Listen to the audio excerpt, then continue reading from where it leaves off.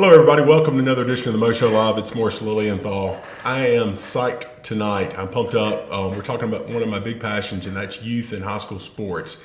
And we're really going to be zoning in on something that I really think has come to life in my eyes in the last couple of years as my son has begun to play more and more competitive sports. And that is the pressure that is really put on these kids. Probably some by themselves, but a lot by the parents and coaches and everybody out there. And I really wanted to sit down tonight and have a conversation with some friends of mine that are coaches, that are parents, that are experiencing this in all aspects, and just have an open dialogue to talk a little bit about what we can do as parents and coaches to better support our children's mental health and to better make them better equipped to be better people and certainly better athletes too. That's what we always want to do as coaches, is help them to be better all around people. So I'm excited to have real quick roundtable here. We've got my friend James Redmon, we've got my friend Whitlow, and my friend Brian Gossett. Let me just do a quick introduction of these guys, just so you know who we're talking to today. James and I have gotten to know each other over the years at the ball fields, basketball gyms, at Coach Lou at the compound, and getting to know. James has two awesome kids, and his kids also happen to be awesome athletes, and James has coached his kids over the years. So James has a lot of that experience getting to know working with his children and seeing the interaction at high level of youth sports and how that pressures can build and do. Next to James on the bottom square there is Whitlow, Coach Lou, as I like to call him. I've known Coach Lou for several years. I've gotten to know Coach Lou as Wyatt started to work out at the compound and get hitting lessons there at the compound 256 at Madison. And Lou has done not only a tremendous job with helping Wyatt become a better hitter, but I think more importantly, Wyatt's biggest issue, and I was going to touch on this later on and talk about this, his biggest issue is himself. And he gets down on himself, he gets frustrated. And Lou's really worked with him on trying to not do that, to step out of the box and recognize stuff. And I know Lou knows that. Lou also has two kids that are in youth and high school sports. Lou has coached youth sports over the years and coached his son Lemir's travel baseball team for years and years, and works with hundreds of kids a week that are in youth sports. And so he certainly has a great perspective on that. So Lou, thanks for joining us, bud. And last is my good friend Brian Gossett. Brian and I played football together at Maryville College, was a great teammate and my center when I was playing tackle. Brian has two kids, and his son Reed is also playing high school football, and so I know he has that perspective as a parent. Brian is the offensive line coach and head wrestling coach at Alcoa High School in Alcoa, Tennessee. And this is amazing right here, Brian. I know you probably get tired of hearing this, but I can't say it.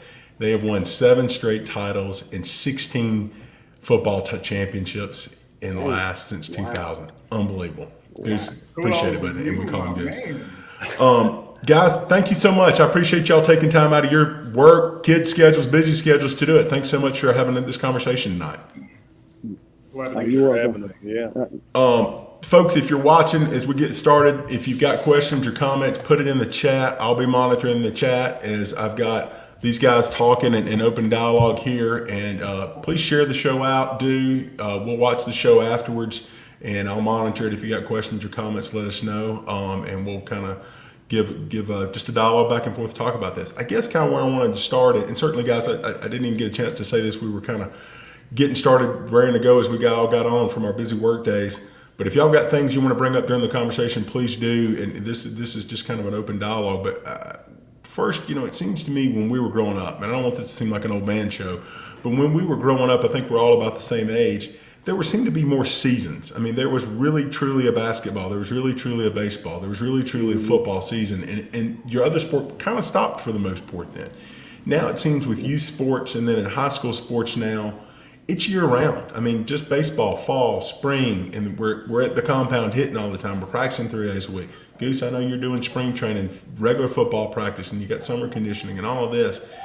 But it's starting not just at high school, it's down at 10, 11, 12 years old. Lou, I guess I'd start with you. Maybe I'm being counterintuitive, but is there too much such thing as too much practice? And I think this is really a two-pronged question. Is it physical and mental? Yeah, I think there's some form of where we need to give our kids a break. And you're right. I mean, when we were growing up, we had 2 breaks in between each season. And now it's become a thing where we're basically perfecting our craft year round.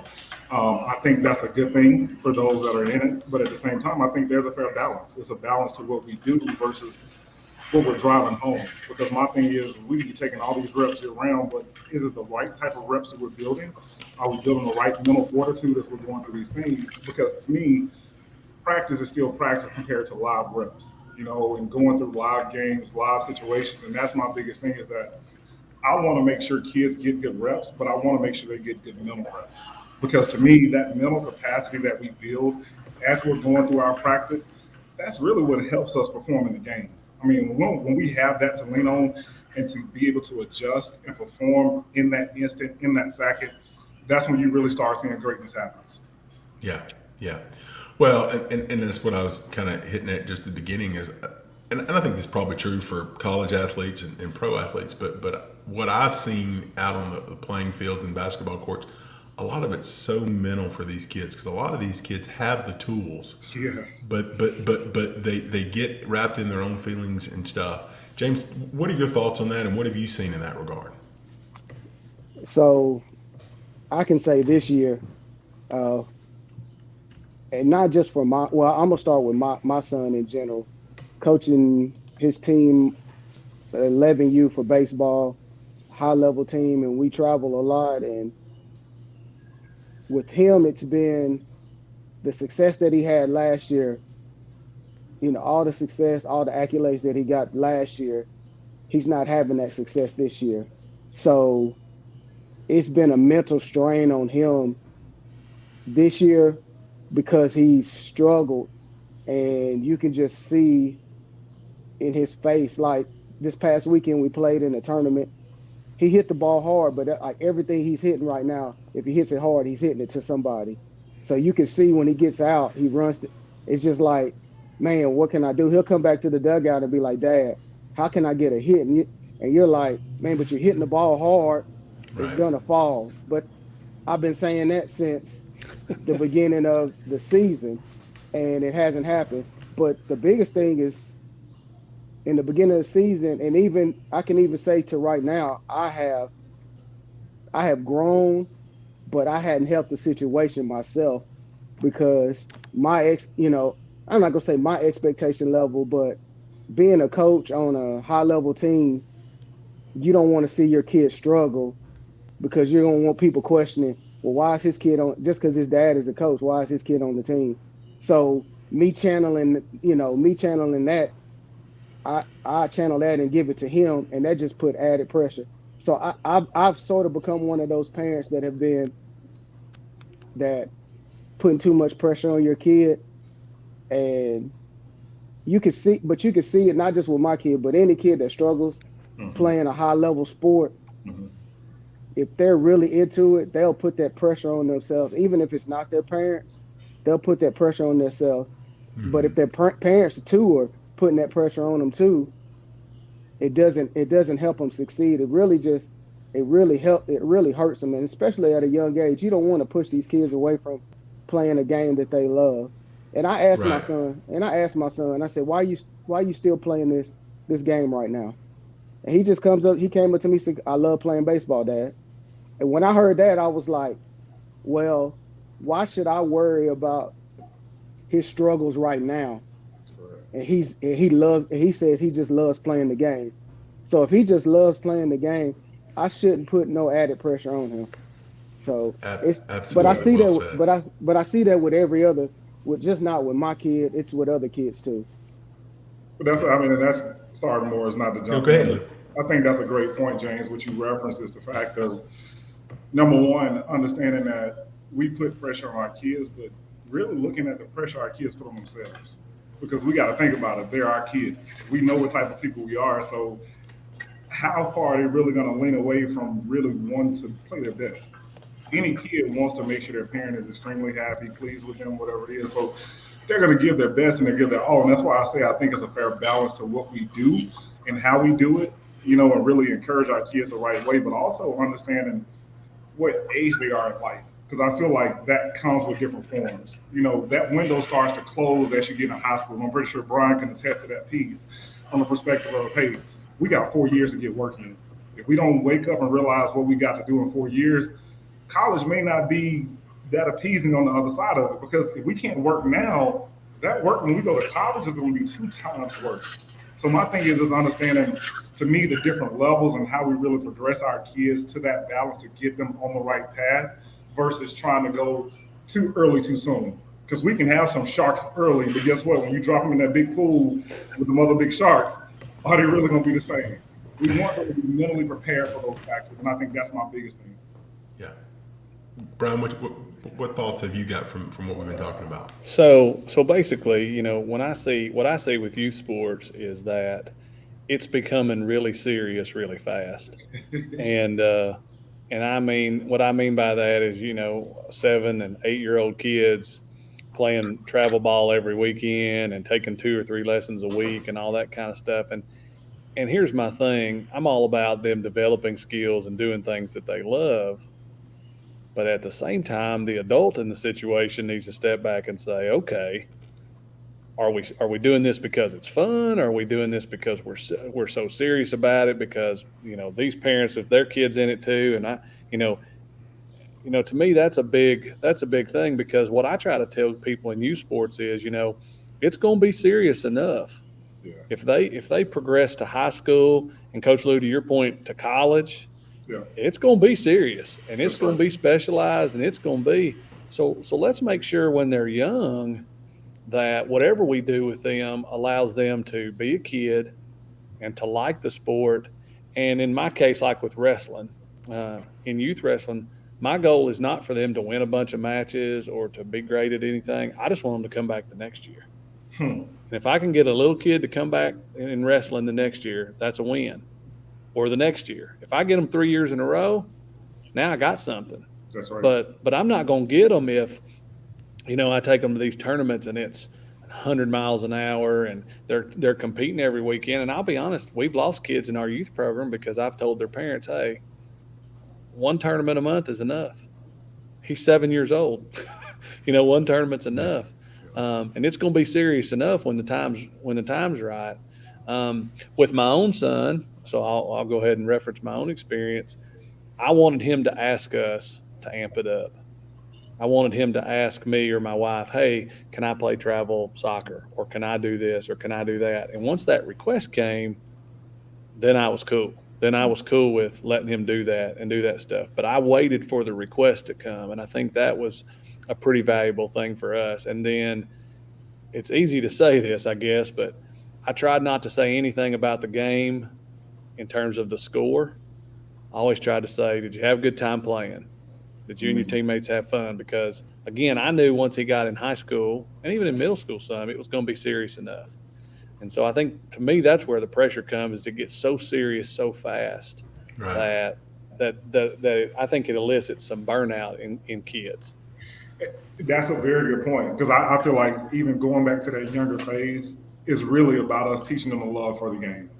Because to me, if you don't have a love for the game, it's not going to get you through those tougher moments as you go through high school and college, because coaches are going to test you in a lot of forms. There's going to be a lot of things we come across. And it's the fact that, like I say, Brian, and you know it, you see kids, especially this day and age, I feel like as parents, we really have to really work that mental fortitude side of it, because kids come to school, they come in to be coached in different forms. And again, you have a good tribe around your child, because there are certain points that you just don't see, you're just not good at. But if you put a good person in place that is around your kid and that's feeding into your kid, what you're doing on top of what that person is doing is making a well-rounded person. Yeah, So, I agree. too. And I want them to, you know, and when a kid talks to me about their special, like their coach that specializes in something, whether it be their hitting coach or their whatever coach, their 7-on-7 coach, whatever we're talking about, you know, I always listen close to what they're saying about them, because I can almost immediately determine whether that guy has that kid's best interest at heart or if he's collecting money. And what happens is, you know, we've turned athletics into a college professional avenue, and athletics, I think, is originally intended to be competitive, learning teamwork, stuff like that. And so all of a sudden there's people, not all youth coaches or not all trainers or stuff like that, they're manipulating these kids and parents because it's like, well, I got to get really good so that I can get a scholarship, Right. and Right. so as they move up through whatever levels, we become so serious because we think that that's the only way they can get to the end, and I think that puts undue pressure on the kids. I think that it puts undue pressure on the coach that's teaching them those skills, and I think it puts a lot of pressure on their high school coaches, right? Mhm.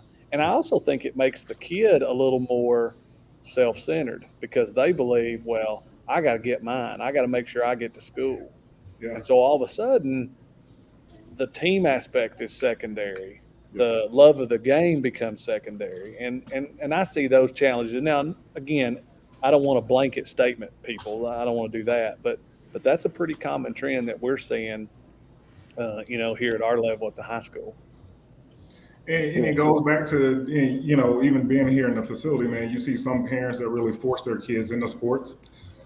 And that's one thing, I recently had a kid that was coming in and he was training and he wasn't putting his best effort forward. I'm one of those coaches that's going to be real with the parent and say, hey, are we really doing what's best for this child? And I asked the kid, hey, do you love this game? He said, no, I don't. I said, I think you should have a conversation with your parent. And I talked to the parent about it, and guess what? They found something else to do, but they realized this wasn't what they needed to be doing. And my thing is, sometimes we can put our kids in situations and think it's best for them, but we're really doing it because we think it's best for ourselves. Like, if you take yourself out of the situation and really think about what your child wants and what is best for them and really ask them, that's my biggest thing is talk to your kid. Talk to your kid and really ask them, find out what they enjoy. Like I told them, if it's robotics, man, guess what? We get a robotics club and we finna go get it. We just need to find out what our kids are passionate about to make sure there's true balance, because if not, it's just a force factor at that point. Yeah. So I have a moment of transparency. Brian, you have a son in high school. Lou, you have a son in high school. My son is 11. Morris' son is 11. Yeah. And so y'all kind of have been through those trials and tribulations, those ups and downs, and still going through them with your kids. And so my transparency moment is I've decided to step away coaching my son because of the pressure that it can put on him, and that the pressure that I've seen put on him for right now. He's everything is you can just see it in your kids' eyes, and you can see it in your kids' body language when they just not shut down, but that you can tell that they're hurting inside. So if I'm gonna be part of that issue, I need to step away. So I've decided to, for the rest of this travel season with him, that I'm not going to coach. I'm going to be a parent. And I told him today, and he got a little emotional because I've been coaching him since he started playing the sport. So now he's like, okay, Dad's not coaching me anymore. And I think he's got those things running in his head right now of, so what is going on? Why is he not coaching me? Is it my fault that he's not coaching me because I'm not having success? But I try to tell him, I try to explain to him, I said, it has nothing to do with you. It has, and you want to put it on yourself and let them know it's me, not you. Because I feel like I'm putting that added pressure on you to be successful instead of letting you be a kid and play this sport. So I decided to step away. This will be his first tournament this weekend that he's not going to play. But he got upset. He was upset. He's down, and he's not really going to talk about it. And maybe this weekend may be hard for him but I told him, I said, look, Daddy's not going nowhere. I'm just not going to be in the dugout. That's the only thing. I'm not going to be in the dugout. I'm still taking you to the game. I'm going to still be at the game. I'm going to still be cheering you on. Then if you got a question, I'm gonna still answer your question. Nothing changes. I'm just Dad. I'm not coach anymore. Yeah. So if you're on the mound pitching, you're not looking at the dugout like, what does Dad have to say? Or you're not in the box swinging and you take a bad swing, or you swing and miss and you turn around, instead of looking at your coach at third base, you're looking at me at in the dugout, looking to see what my body language or what I have to say. And I know, I had put that pressure on him. But like Morris talked about, I wrote a post where sometimes you got to learn just to hug your kid instead of saying anything to your kid. And I remember growing up, my dad never really said anything to me. He never really put no pressure on me. He just let me play to play. And after games, we went to Dairy Queen and got ice cream and a chicken and a chicken finger snack. And that's what we did. And that's what I'm trying to learn to do with him now. And instead of after practice or after a game or after a tournament is over with, not immediately soon as we get in the car say, man, you did this, and this. Just ride home and just go get a snack, go get something to eat, and just enjoy the ride home and enjoy being around your kid. So that's my transparency moment that I'm having. James, I just wanted to commend you for that, because I know that's not an easy decision after coaching Trey all these years and do it, and that takes a lot. And I was just going to share a comment from Conrad Sam. He's watching us all the way out out in the West Coast, and said he loved hearing that, and he did the same. And his kid hated him coaching him. He said it took him 2 years to figure that out himself. So I don't think you're alone in that regard. I guess, one of the things that I was thinking about with this and doing, I know Trey, your son, and then I know Brian and Do, and I know your boys play different sports, Lou's. Seems like kids are getting away from playing more than one sport these days at an earlier age, and and that's something that I enjoy doing. I mean, I jokingly tell people my favorite sport's basketball, but God built me to play football, and I love basketball, and that's kind of where Wyatt's passion with me wanting to shoot basketball with him is. But we're trying to play three, and now I feel like sometimes we're overdoing it with three sports, with baseball, basketball, and football now, and But I'm curious, Goose, you and I have had this discussion before when we've been out and doing it, and with you and some of our other guys that we played with that are all coaching in the high school and stuff. But I'm curious, James, what are your thoughts about trying to keep your kids and giving them at least an opportunity to, and whether that's robotics like Lou said or whatnot, but trying to be more well-rounded? I feel like one of the problems that we have, that I see, is kids are just burned out with the one sport by 11 or 12. And whether that's, name your sport, just pick a sport. Yeah. But and the other thing I feel like is, for Wyatt, for example, I've seen his basketball make him a better baseball player, his agility and his footwork and all of that, and do it. And I don't feel like he gets as burned out with one versus the other, because we're doing some diversity. James, what do you think on that? So, we play two sports. Well, we play baseball and basketball. And then last fall, he added football for the first time. And we do get caught up in this, man, I got to get my kid in this one sport and play this one sport and make sure he gets this training in this one sport and make sure he's got this, and this for this one sport. And not realizing that by pushing him into that one sport, you're taking away other things in his life that he may want to do. And he plays basketball and he plays football. And I think, like, this year, I don't know if we're gonna play fall baseball. We may just play football. And I think that may be best after this season, is just to give him 6 months off, give him time to get 6 months. Because one of the things I see now is, when we were young, we played a sport and then we were finished for 6 months. And then when next sport came around the next year to play, we were so amped up to play that sport because we missed playing that sport. Right. I don't think the kids now have that. They don't have that because if we don't play it year round, what we're telling the kids, oh, you're going to get behind. You're going to get behind little Johnny in Georgia. You're going to get behind little Johnny in Texas. You're going to get behind little Johnny in Florida, because little Johnny in Florida and little Johnny in Georgia is playing that sport year round. But I saw a post on Facebook, and I think I have it on my phone, where it says the kids that were drafted in the NFL this year, it was like 86 or 87% of those kids played multiple sports.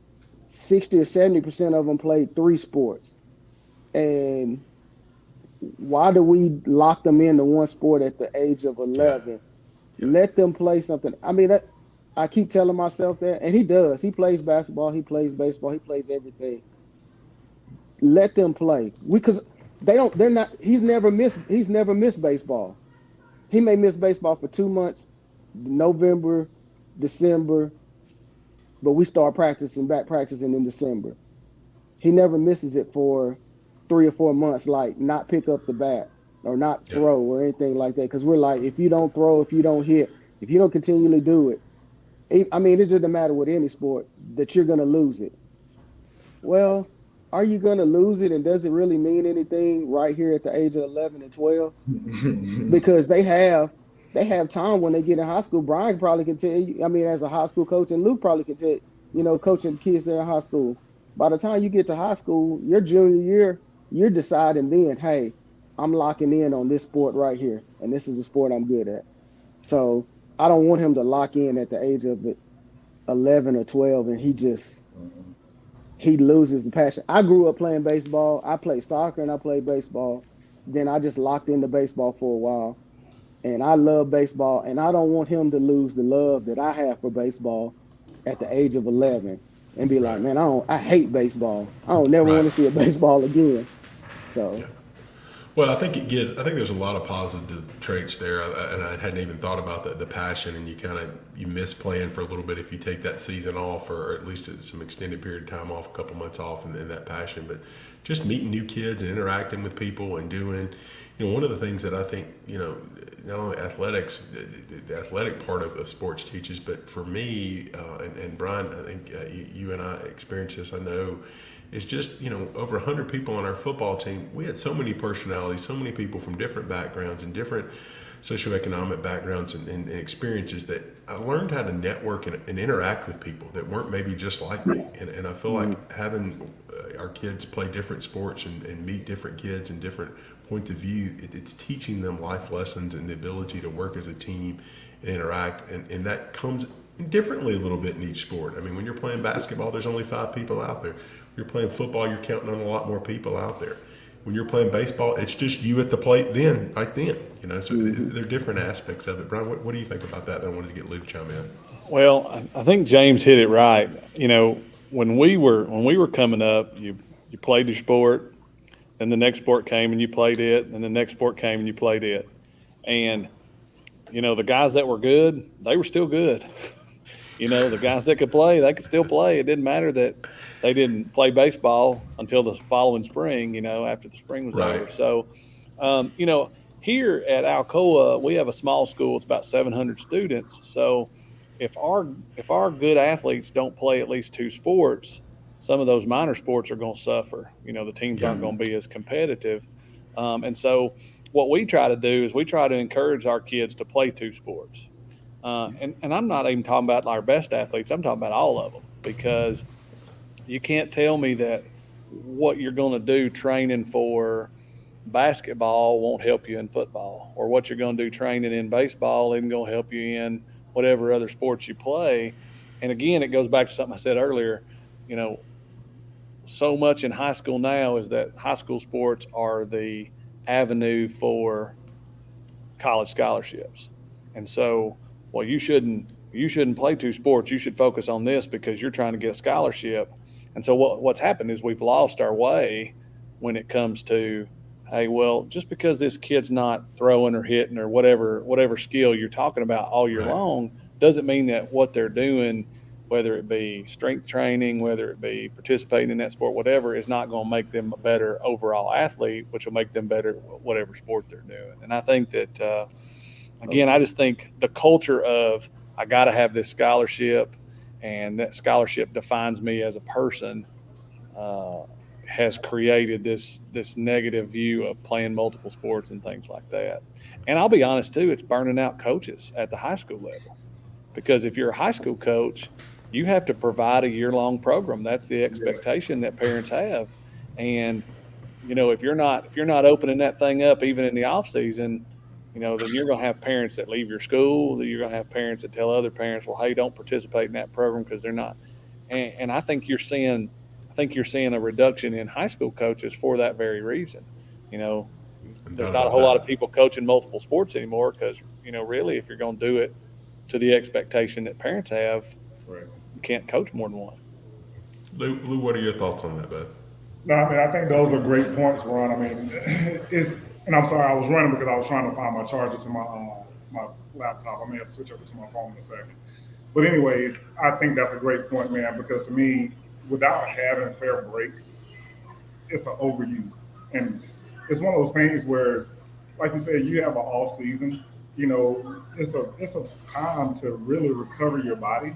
You know what I'm saying, and mentally get yourself back in order. But when you're constantly running year round and only thing you're focused on is that one sport, sometimes we're only working those one single muscles that's related to that sport. When you're operating, especially at a younger age, and I felt the same way with my son, I always asked him, do you want to play something else? He played football and baseball, basketball, and chopped it down to baseball now. I mean, he's in high school, like I told him. You get to a certain point where you have to make a decision, and I think high school is where you start making that decision. It's not before that. Prior to that is where you start figuring out, like, what do I really want to lock into? I mean, it was a kid that I coached for, 6, 7 years, and he loved travel hockey, loved travel baseball. He came down to have to make a decision, but guess what? That decision didn't come until his freshman year in high school. It was either the fact of, hey, I got to go make a decision, or do I go stay in Nashville for travel hockey permanently because hockey is that type of sport, or do I just stay in high school and play baseball and play travel? He loved the game of baseball and made that decision. I think sometimes we push our kids too early to just say, this is what you're going to do, because that's what we want to do. And I still feel like we have to take ourselves out of the freaking situation. We are the parents, not the athlete, not the player. We are there to support, give these kids what they need to be successful. And I still feel like sports is a vehicle. Any sports that you get into is a vehicle. It's a vehicle to life. That coach, that parent, that individual, you're all coaching these kids along this vehicle as they travel through life. What are you doing to enhance that vehicle? Are you actually enhancing the engine, or are you taking away from it? We can create some clunkers along the way because of all the stuff we're putting into it versus really creating a souped up car that we want to be successful. It's pretty on the outside. It runs extremely well. And guess what? It probably has a little bit of technology because it knows how to go left and right. If we teach those things to our kids and allow them to be successful and let them think for themselves, you'll start seeing an individual grow and mature and really become an adult that you want to see coming into their high school and college years. And one thing I'll add to that, which I think is a great point, is, if you coach multiple sports, it's pretty obvious to you pretty quickly that, a kid is, going to be really serious and specialize in one. Yeah. So if you can get that kid to come out for your sport, you need to have the right kind of relationship with that kid and just understand that, you know what? Okay, so you're going to football weight training today. I don't expect you to come to wrestling practice tonight because you just got a 2.5 hour workout in. Now, if you want to come on. Yes. And I think sometimes as high school coaches, we don't do a good job of that. I know that you're primarily a football player, so if you want to come to wrestling tonight, come. But if not, go do something with your friends, go hang out, because whatever training you're getting at football practice, it's going to help you be a better wrestler, or it's going to help you be a better baseball player, or whatever. And I think we lose sight of that on the coaching end because, again, we're wanting to provide those year-round programs. We're wanting to make sure we give these kids all these opportunities. And sometimes the best opportunity for them is to train different muscles, do different things. Yeah. And, I'm guilty. I mean, I don't think I'm as guilty as some, but I'm guilty sometimes, right, about wanting them there all the time with the sport I'm in charge of. But I think you're all over it. You're all over it as far as, we need to let them do different things. But I think even going back to your point, the whole relational piece, there's 2 different points that I think that you brought up were really good. Number one, the relational piece with the kids, but also the relations with the other coaches. Understanding what they're doing and what they're going through, because to me, if you're in a school and you're in a 7A, 6A, 5A program, I don't care what it is, if you're in a program where your kids are running multiple sports, you should understand what this kid is doing if you want him to be successful in each one of those sports. But it also goes back to, they were in our programs to say, hey, we're in the off season. Let us work on flexibility. Let us work different things that we don't necessarily work a pure strength workout where we're over conditioning the muscles. And I think that's where we have to be smarter one-on-one, whether it's coaches, as trainers, whatever it is. As a trainer, I want to me personally to have the communication with the coaches so I can understand what kids are doing. If they're not being successful on a certain thing, well, guess what? I can help that. If the parents are bringing them to us and trusting us that, why not build that relationship to make that happen that much better? Yeah. Totally agree. Yeah, and I think I think it kind of all ties nicely back into what James has said a couple of times too, and it's just about in Lou and everybody all been saying, it ties into the parents kind of realizing and taking a step back that it's not about us, it's about what's doing best for the kid, and then having that village there between the parents, the kid, and the coaches to understand what's best for this child. And what's best may, as we've said, may turn out to still be a great athlete and get a college scholarship at whatever level and whatever sport that they want to play and do. I want to be mindful of everybody's time. We've been going about 35 minutes. Get ready to wrap up here and let you guys go. I know this is probably could be a 2-hour or more episode and do, but I really appreciate we've had a lot of great insights. I guess I'd like to maybe just kind of end with maybe just a thought from each of you in a minute on what anything else that we haven't touched on that you think as parents or coaches that we could do to help better support our kids from the mental aspect of the game. Because I feel like, as I said earlier, I feel like, and I'm guilty as James is just talking about earlier, and just raising my hand that and I've seen why it get frustrated with me that I'll say, hey man, great game, but at this at bat, or hey, great game but this issue when you shot basketball, you didn't have your backspin this or whatever. And he might have just, had 2 doubles and caught 3 balls in the outfield and did great. Right. And I'm sitting here being critical of it at freaking 11 years old. And so I guess my fault is for me to kind of ease up on him. And what James was saying, let's go get an ice cream and a chicken finger and just say, great job, bud, love you. But, at the same time, how can we better interact with our kids? Just one quick snippet you got. I don't want to take another 20 minutes of y'all's time, but just thoughts on that, Brian? Well, it's funny you say that so my son was playing in a soccer game yesterday, and he gets about 10 minutes a half. That's about what he gets to play right now. And his shin guard came out. And so he had to go off the field, and then he didn't get to play and he didn't get to play the rest of the half. Yeah. So after the game was over, we get home, and instead of saying, man, great win, good job, I said, do we need to get you some different shin guards because you only get this much time to play, and now you're not in there because of those stinking shin guards, right? All right. And then it's exactly what you're talking about right here. He was happy they won. He was glad their team was advancing in the district tournament, and his dad's only takeaway was get your shin guards right so you can stay in the game. So I guess what I'm trying to say is you got to have the right perspective about what your kids are doing and see value in the things that athletics brings that aren't just specific to them. Are they a good teammate? Are they practicing hard? I saw somebody put a comment in there about practice mindset. Are they giving their best effort? Mm-hmm. Man, and I know it's cliche, but if you say to them, man, I really enjoyed watching you play. If the next thing they say is, well, I enjoyed playing, what did you think I could do better? Now the window's open. But until the window's open, hey, don't say anything. Hey, I enjoyed watching you play. And if that's it, then that's it. And as a parent, and it's hard to put the shin guards in, right? You gotta step back away from it. I'm gonna do my best this weekend. We got a tournament this weekend in baseball. I'm gonna do my best. James. Me too. James. So kind of so for my experience, what I would just say is right now we just enjoy it with your kids. And that's what I keep telling myself that I'm gonna do this weekend, since this is not gonna be my time coaching. As I'm gonna really try to take that opportunity to really sit back and just enjoy it as a parent, and not be a coach and just be a dad. Yeah. But I have never really had that opportunity to.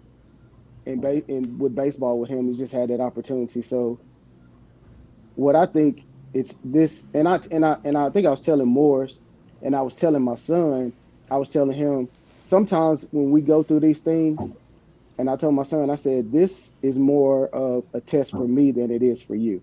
You're just 11. I'm 43 years old, and I'm still learning, but I think this test that you're going through is a test for me too. to test how I'm going to be as a dad. Am I going to be that dad that's going to be on you all the time, or I'm going to be that dad that realize when I look in your face to be like, shut up, hug your child, tell your child you love him, and just be there to support. Because sometimes as parents, we get caught up with what the other kid is doing and try to compare our kid to that kid. And you got to realize, man, that kid is built different than your kid, and your kid is built different than that kid. Your kid can do one thing, and that kid can do something else. And we got to stop as parents and as coaches. We really just as parents, we just have to realize that our kids are different. Our kids are built different. Our kids do different things. Everybody's not made to hit 15 home runs. Other kids are made because they're fast, they're quick, they can hit line drives, they can steal bases. Realize that's what your kid is. Don't be like, man, I wish he was over there hitting home runs like him. And that just adds that added pressure. I wish your kid was out there hitting 3-pointers like that kid. That's just adding pressure to your kid, because now your kid's up there thinking, man, I need to hit these 3-pointers, because if I hit a 3-pointer, my parent is going to be happy with me. No, they're not. You should be happy with them no matter what. You should just enjoy that time. And I'm not talking to the people that's watching this show, and I'm not talking to Brian, and I'm not talking to Lou, and I'm not talking to Morris. I'm talking to James Redmon too. Yeah. I'm talking to myself. Yeah. You know, so enjoy this time that you have with your kids, because the next day is not guaranteed. And that's what I keep trying to tell myself. That's another great point, James. And I didn't want to cut you off there, Brian, but before we had Wyatt and Dew, and everybody says, "Oh, it goes so fast." But I swear, it just seems like yesterday he was starting kindergarten, and now he's fixing to finish his first year of middle school, and it's just unbelievable at how fast it goes. And if we're spent not encouraging and loving them and enjoying them to in that relationship and encouraging their love of sports, as Brian was saying, then it's going to be gone. And then you're going to miss out, and they're going to miss out on opportunities that I think we probably had growing up. James, I was going to say, I love the comment about comparing your kid to other kids. I've had the honor to work with a really good head football coach. I'm getting ready to work for another one, but I've been working for a really good one for a long time. And, when parents would come in and would talk to him about playing time or things going on, inevitably within the first, minute or two, the conversation would go to, well, my kid, and then they would talk about somebody else's kid. And he would always say, no. This conversation is only about your kid. That's right. And I think, and I'm guilty of it, not in a while, but I have been guilty of it, getting into that comparison piece. Well, my kid runs as good as him, or my kid has the same kind of skill level as him. And when you get into that comparison, you're going to drive yourself crazy, and you're pushing your kid to a place that's not healthy. Right. And then all of a sudden, one of the reasons they play sports, you hope, is so they learn how to be part of a team, and they learn how to interact with people that are different than them, and learn how to interact with people of different personalities and things. And then all of a sudden, well, now I'm comparing you, so now I'm not teaching you how to coexist. I'm teaching you how to interfere with each other, And I think what your point about comparison was so well done. Yeah, so good. And I just have one last point, and I'll be done. Absolutely, James. You know how when growing up you heard it takes a village to raise a kid. So my thing is making sure my children have a great village around them. And one of them is Lou. Lou is a great person for my son, because he can go talk to my son can go talk to him about some things that he may not talk to me about dealing with the game. And I tell him, and I don't mind that.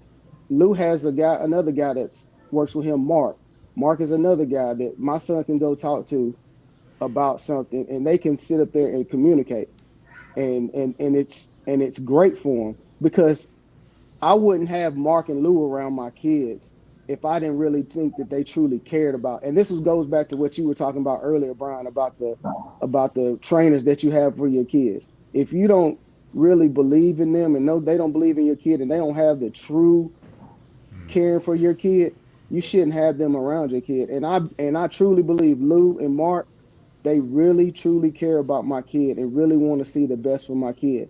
That's why if I had the opportunity to leave, it would be hard for me to leave because I'm looking past just the training part. I'm looking at it as somebody that my kid can really talk to and open up to, and I trust that he will do the best for my kid. So find a village that you can put around your kid. That's another piece of advice I give for parents. Find a village that you can put around your kid that you can trust that can truly help your kid. And that's my last thing. 100% on that, and like I said, I can attest to that, and that Wyatt will definitely open up and talk to Lou about stuff, and I try to not be as close to when they're talking and do, so he will and do, and I just know that if I tried to talk to Wyatt about some of the things and struggles and do that he's going to shut down, and that village really helps. Lou, want to kind of let you round out and add your last little thoughts on kind of what Brian and James have been touching on here, just kind of For sure, man. I agree with those things, man. And it's just three things that I have. Number one is understanding that we're going to live our lives more as adults than we are as kids. So as parents, truly respect that factor. Understand our job is to truly raise these kids and put a foundation in place so they can be great adults. That's my number one factor. Number two, we need to enjoy the wins. And when I say that, I talk to Morris and James have probably heard this. Enjoy the wins, and I say that if it's one hit, if it's one solid hit, that is a win to me. If you go out there and you do your job and you're a great teammate, that's a win to me. Enjoy the wins because wins build confidence. Confidence will turn into the fact of the results that we want to see. Finally, we got to understand that kids are like popcorn. Not all kernel is going to pop from the very beginning. Sometimes your kid can be the last kernel in that bag to pop, but guess what? It comes around right on time. All we got to continue to do is just put our kids in the right place, give them the right support, and I promise you, whatever they do in life, they're going to pop at the right time. So keep in mind, it's like popcorn. Just let it pop. It's a process. I love that. Well, guys, I want to be respectful of time. We went a little over, but it was just a great conversation, and I want to thank all three of you for all that you're doing in your activities with youth sports and high school sports, because you are truly giving back, and you're not only making an impression upon your children, you're making an impression upon other kids, and you really are impacting lives. And James, I know Lou has made an impact on both our child's lives, and Brian, I can't count the hundreds and thousands of kids you've probably made an impact on and do, and it's a big deal. So thank you guys so much. I'm fortunate to call all three of you friends, and thank you for your time tonight, folks. Thank you for tuning in. If you got questions or comments, put it in the feed afterwards. I'll monitor the comments and do. If you're local in North Alabama, and I'm not shy to recommend, get out to the compound to get in some athletic training with Lou and do. Great thing. Not just, again, as James said, not just athletic training, but really building relationships and emotional wealth for the kids. And that's really what today's show has been about. Guys, thank y'all so much. Appreciate y'all, and look forward to seeing and connecting with each of you soon. Oh, thank you for the opportunity. Good to meet you guys. Nice to meet you too. Good to meet Hopefully you this ain't the last time we had this discussion. That's right. Yes, sir. Thanks, everybody. Thanks. Thank you.